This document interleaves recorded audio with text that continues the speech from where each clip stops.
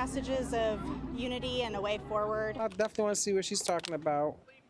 Vice President Harris keeping her focus on battlegrounds here in the West with a two-state tour today as former President Trump prepares to head this direction in less than 24 hours. Good evening, everyone. Welcome to West Coast Wrap. I'm Alex Savage. It has been a long day of campaigning all across the West for the Democratic presidential nominee.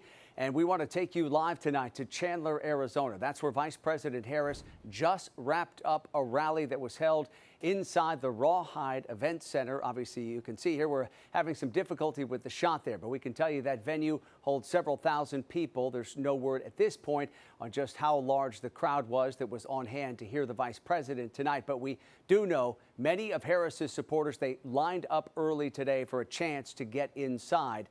Fox 10's Lindsay Regas spoke with some of those supporters about what they were hoping to hear tonight. There are thousands of people here tonight. Take a look at what it looked like outside that line of people coming on in. Now, Harris supporters say it's all worth the wait. Now, it's no surprise Kamala Harris is back in Arizona. This has been a big week in the Grand Canyon state. The last time Harris was in Arizona was last month.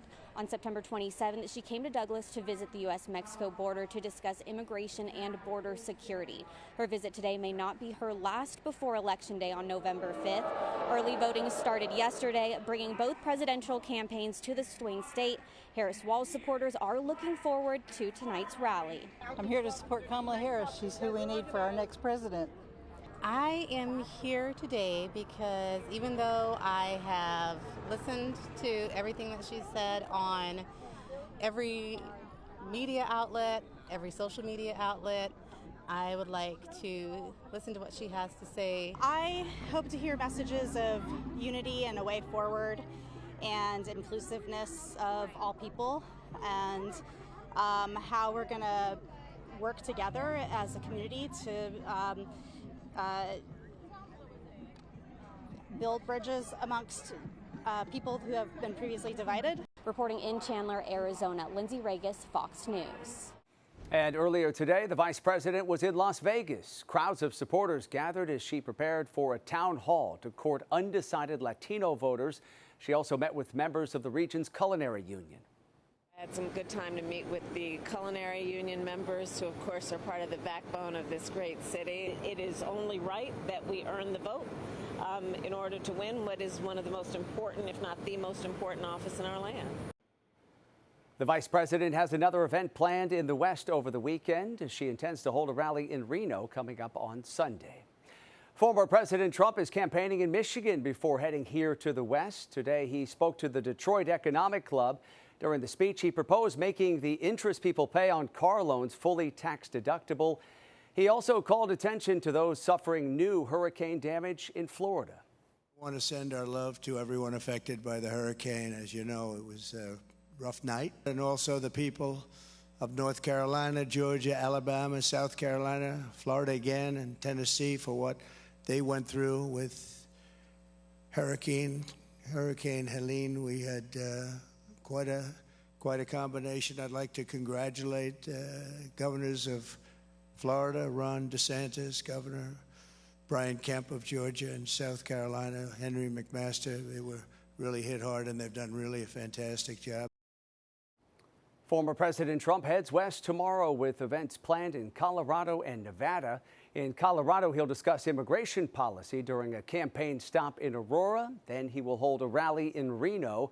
Then coming up on Saturday, Trump will join a roundtable discussion with Latino voters in Las Vegas, and he'll wrap up that day with a rally in Coachella, California, outside of Palm Springs. Then on Sunday, he is planning to hold a rally in Arizona's Prescott Valley. His campaign says that's where he will focus on immigration and the economy. We turn now to a developing story we're following in Colorado tonight. We are just getting word that 12 people have now been rescued after being trapped for hours underground at a former gold mine that's now a tourist attraction. This is all happening at the Molly Kathleen gold mine west of Colorado Springs. Officials say the elevator that goes down into that mine had some sort of a mechanical issue about 500 feet below the surface, and authorities say that one person was killed in this mishap. 12 people were stranded at the bottom of the mine about 1,000 feet below ground, and they were awaiting rescue for several hours. And again, the word we have tonight is that rescuers were finally able to get that elevator at the mine working once again and get the rest of those people safely back to the surface. Well, tonight rescues are also underway in Florida, which of course was devastated by Hurricane Milton. And emergency crews from here in the West are on the ground there in that state, ready to help tonight. Milton is being blamed for at least 6 deaths across the state of Florida. The storm crossed the central part of the state last night, flooding many neighborhoods, tearing homes apart, knocking trees down and leaving millions of people without power. Rescue teams right now are rushing to get to people surrounded by high water and other damage and get them to safety. She's been rescued. We just did this a couple years ago, so we're kind of used to it. But I was worried about her because she has early dementia. Today, President Biden called on Congress to return to Washington to approve more aid for hurricane victims. House Speaker Mike Johnson says FEMA and the Biden administration have the resources required to address immediate needs. And crews from several states here in the West are in Florida to help out tonight. They've been posting images online showing how they are prepared to help those who need it. Hundreds of those deployed to the region are from California. And earlier today, I spoke with John Johnston of the Menlo Park Fire Protection District in the San Francisco Bay Area, and he offered some insight on what his colleagues in Florida are doing to help out. Fortunately, this team did respond to Hurricane Katrina. And so we do have some new members, but we have seasoned members there. And so there is experience there in responding to a similar situation. So I think with anything, it's just you always have to be able to expect the unexpected. But we are operating in, kind of a known aspect when it comes to that. So it's just a matter of, what kind of damage did occur? What are those numbers that are impacted? And what kind of effect can you have with your operations? And tonight, emergency crews from California, Colorado, and Utah are all on the ground in the hurricane zone, prepared to help out with those rescues. A San Francisco Bay Area company is helping scientists to research Hurricane Milton. Its so-called sail drone has transmitted images showing the conditions in the Gulf of Mexico in the middle of that storm. KTVU's Janet Katsuyama reports the company's mission is to capture more than just visuals. As Hurricane Milton whipped through Florida, video on land and from space showed its power and reach. And from out on the water, this video was captured from a robotic vessel launched by Sail Drone, a company in Alameda that partners with NOAA, the National Oceanic and Atmospheric Administration. We have 12 sail drones that are deployed for the hurricane mission this year. Sail Drone's Robbie Dean showed us a similar drone at their mission headquarters in Alameda. Their operations team controls the drones remotely by giving each robotic vessel directions on where to locate. All 12 drones were deployed out of either St. Thomas and St. Petersburg, Florida, and we have them roaming about in the region. Sail Drone meets with NOAA weekly, and as storms approach, NOAA scientists advise where to position each drone. And through satellite communications, the data is piped off the drone through the satellite back to the customer's desktop, and they're able to watch storm data come through in near real time and make decisions based on what's happening. The drones can capture a large range of data. Things like the temperature and the currents and the salinity in the ocean. We also measure atmospheric data. We get air temperature and humidity and the winds and the surface pressures. NOAA scientists say it helps forecasters warn the public. This data goes directly to the National Hurricane Center. So the forecasters are looking at this data in real time. We're providing it to them, and they can use it for their assessments of the current state of a hurricane, how strong it is, what are the winds, what's the pressure. NOAA says it costs about $2.5 million per year to deploy the 12 drones through hurricane season, which ends in November. Scientists say the public can benefit as researchers use drone data to improve forecast models and long-term answer questions about how hurricanes function. So how the ocean surface slows down the hurricane's winds when it hits the surface of the ocean and the waves. That's an important component of the balance in a hurricane. So we have new insight into that. The sail drones are powered by solar panels, and right now some of them are located on the eastern side of Florida so that they can collect more data as Milton makes its way through the Atlantic Ocean. Reporting from Alameda, Janet Katsuyama, KTVU, Fox 2 News. Coming up tonight here on West Coast Wrap, dangerous driving during a Southern California pursuit today. A truck barreling down sidewalks and slamming into parked cars. How this chase came to an end. Plus, a date now set for Sean Diddy Combs to stand trial on sex trafficking charges. Coming up tonight, why his attorneys are asking the judge to toss out a key piece of evidence, that surveillance video showing Combs assaulting his then girlfriend inside a Los Angeles hotel. And in weather, here's our live camera looking out toward the Golden Gate Bridge. A bit of a cool down for parts of the West Coast, and we'll have more in your forecast coming up.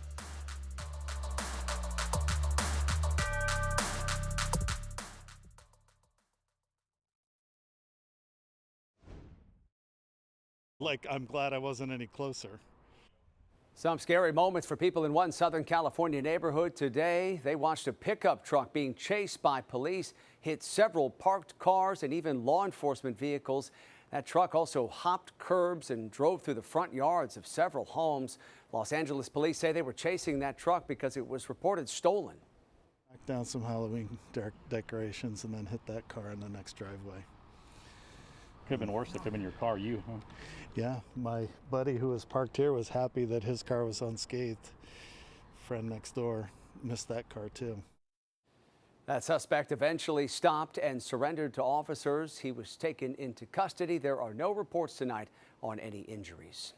In Arizona, a wildfire is burning out of control tonight, prompting evacuation orders. Some people living near Oracle Junction in Pinal County have been told to leave their homes. What's being called the flood fire started last night, and it's grown to more than 3,000 acres.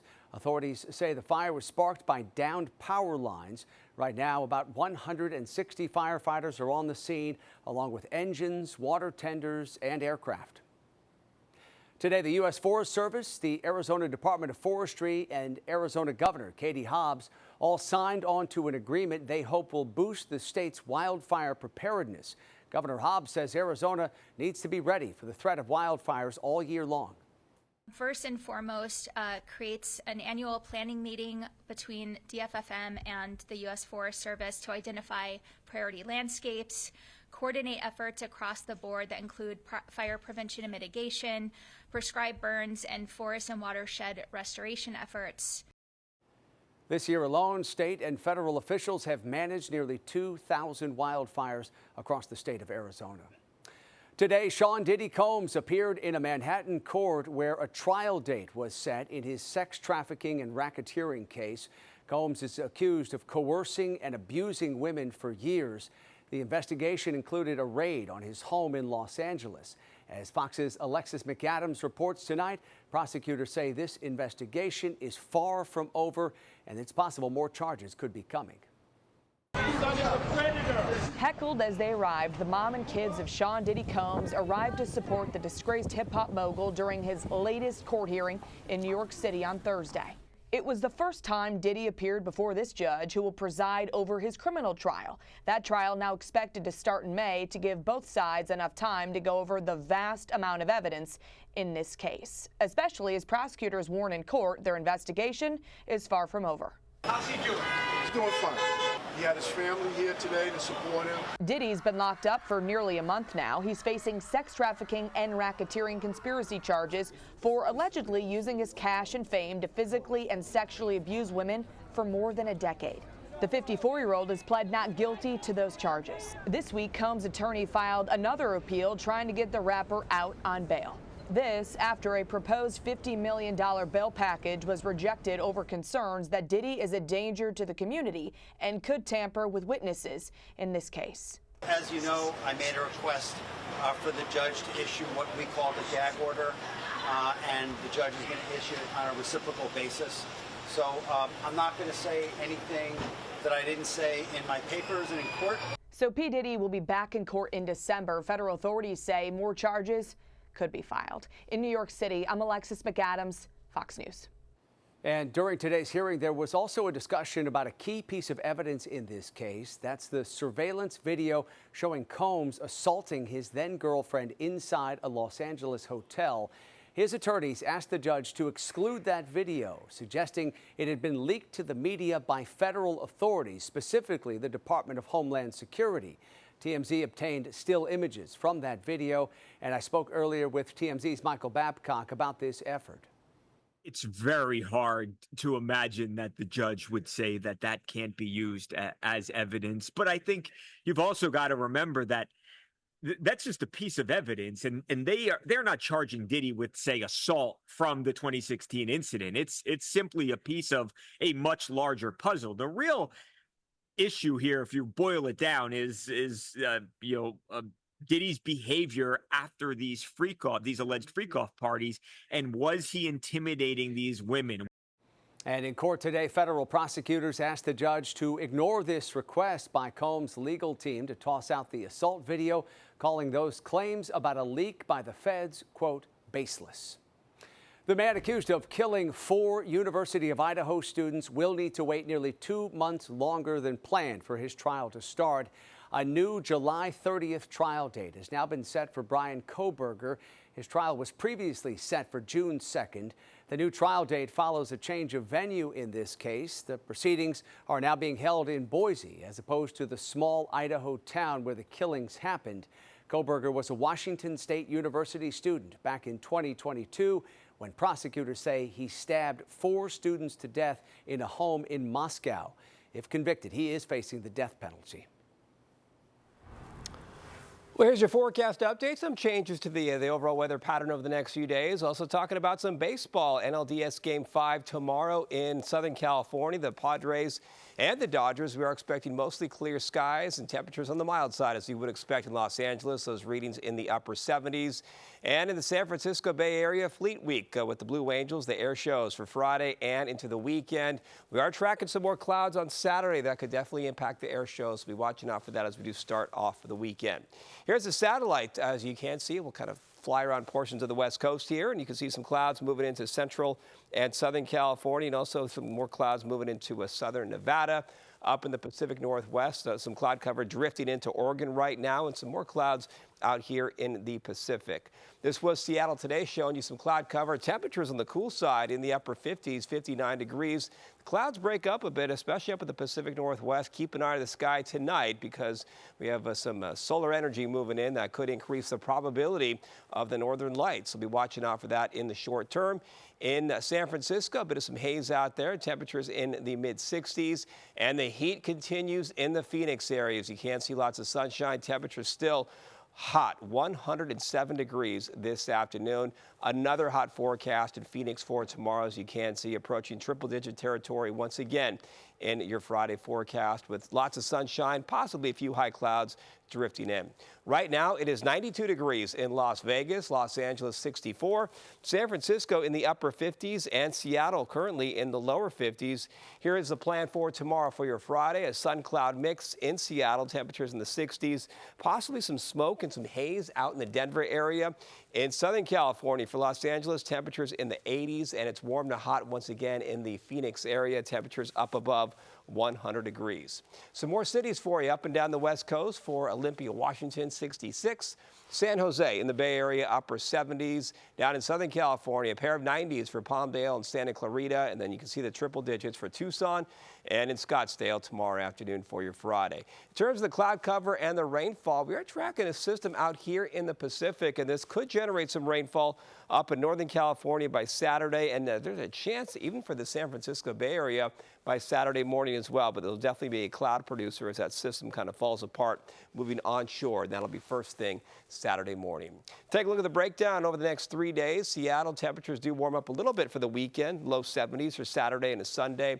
San Francisco, we definitely thicken up the cloud cover on Saturday. There's that shower chance. Out in Denver, a sun-cloud mix, and still talking about the triple digits out in the Phoenix area, 105 degrees. But we'll keep an eye on that system. It would be nice to track some rain across parts of the West over the next few days as the pattern begins to change, as you would expect this time of year. Yeah, it would be nice to see some rain here in the next couple of days. Mark, thank you.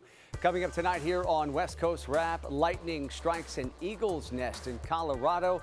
The blast is caught on camera, and tonight we'll get a birdwatcher's take on the challenges these animals are facing. There isn't a lot of choices a lot of times in these territories if these nests go down for them to rebuild in.